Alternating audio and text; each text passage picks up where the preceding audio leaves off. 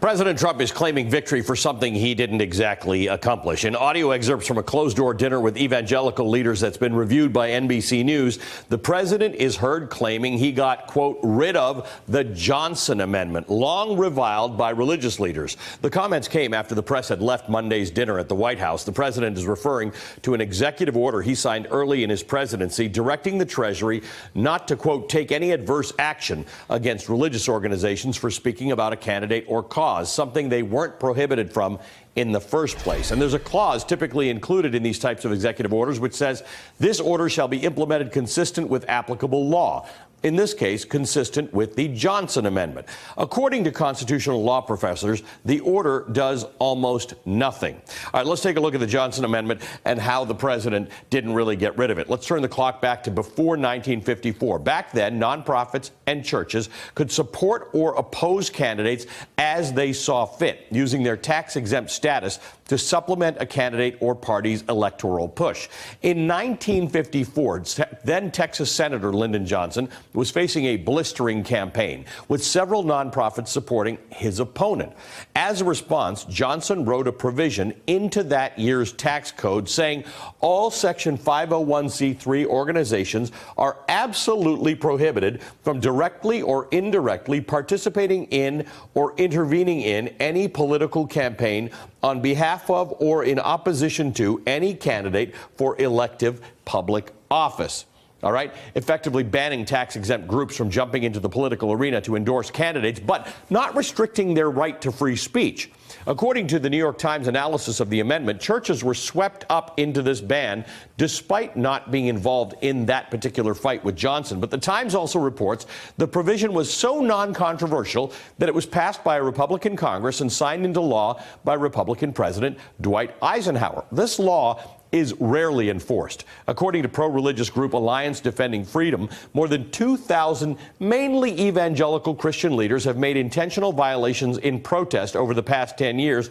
Only one has been audited by the IRS, and 0 have lost their tax-exempt status. Now, if the president did want to truly overturn the amendment, he'd have to go through Congress, since they are the only body that can actually make or repeal laws. Joining me now is NBC News investigative reporter Ken Dilanian.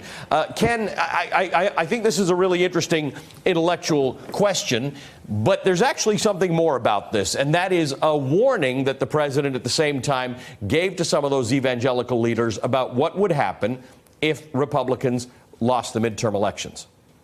That's right, Ali. He suggested that there would be violence on the part of left-wing activists like Antifa. But really what he was communicating to these ardent supporters is that everything they hold dear is at risk if the Republicans lose this midterm election. I mean, he talked about abortion rights. He talked about the First Amendment. He even repeated his claim that we are now allowed to say Merry Christmas to one another because Donald Trump is president, and that would be at risk if they lost the election. It was really sort of a red meat pitch to these evangelical leaders who applauded and cheered throughout and seemed to have no problem with Donald Trump's personal foibles as long as he is on the same page with them in a policy direction. I mean, Ken, this does feel like a turning point, right? This feels like we are living in a global competition of culture, and that people weaponize that culture for political purposes, and that results in people getting into groupings and voting certain ways. But when you start speaking about the threat of violence, President Trump did this a couple times during his campaign,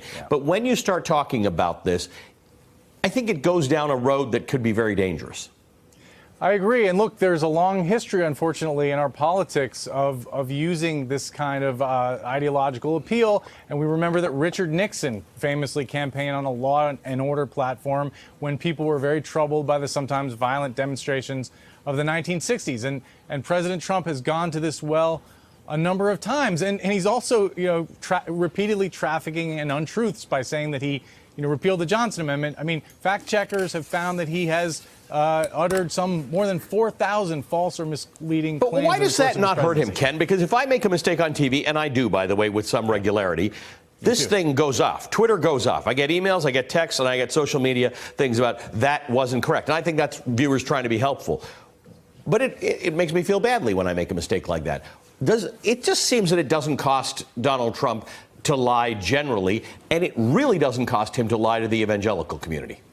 I think part of the reason is that people don't believe these fact checkers. There's a certain group of Americans that don't believe what they see on our network and in other places, so they don't think that Donald Trump is lying. And then there's also a kind of a grading him on a curve. That as long as he is appointing the right Supreme Court nominees and he is with them on abortion rights and on things like this Johnson Amendment thing, they're fine with, they're willing to let him slide on some of these other matters, Alex.